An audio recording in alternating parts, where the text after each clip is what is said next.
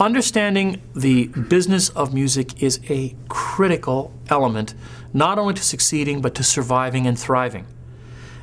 We call it the music business. Those are two words. There's music and there's business. There's understanding that you have to find, depending on what it is that you are trying to accomplish with your career, you have to find a way to communicate that, not just through your instrument, but through your whole being. You could be a great player, but if you're not a lot of fun to be with on a gig because you have a holier-than-thou attitude or whatever, you're not going to get called back very often. You have to be respectful of people that you're working with. You have to understand that they have things to offer, you have things to offer. Understanding how speech patterns work, how we work in rehearsal. Musicians will often, especially when they're younger, will say things like, well, I think you're playing that too fast, or that's too slow, or you're sharp, I think you're too loud. These are very aggressive statements. We do them without even necessarily thinking. And you know, you might even be right, but sometimes being right isn't necessarily what it's about.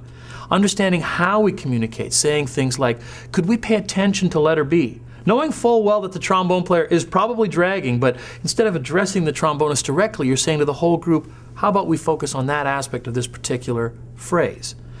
Those are speech patterns that you can get into that just make you somebody other musicians want to be around. Now, the other element of marketing yourself as a musician is that marketing yourself is not a bad thing to say. Again, coming back to my teacher at Juilliard, one of the important things that he told me is, well, what's your hook? Well, I have a really great sound. You know, I told him I like to play with a beautiful tone, and I think my phrasing is used. Yeah, I got good tone too, and I can phrase pretty well too. So what's your hook? And he would keep hammering, and I didn't understand that for the longest time. And it was all part of the process of him challenging me, saying, you know what, you have to be different. You have to be different. And I'm very fond of telling students that if you're different, you are the best at what you're doing because you create your own subcategory. If you are trying to be better than somebody else, then you're competing with people, and that's the wrong motivation.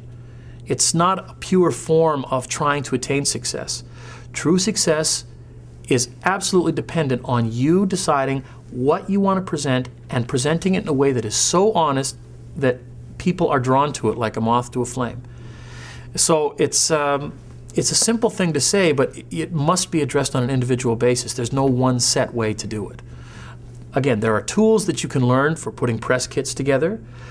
With the advent of the internet especially, building websites, which are really a portal to what it is that you have to offer, especially if your career is outside of your community.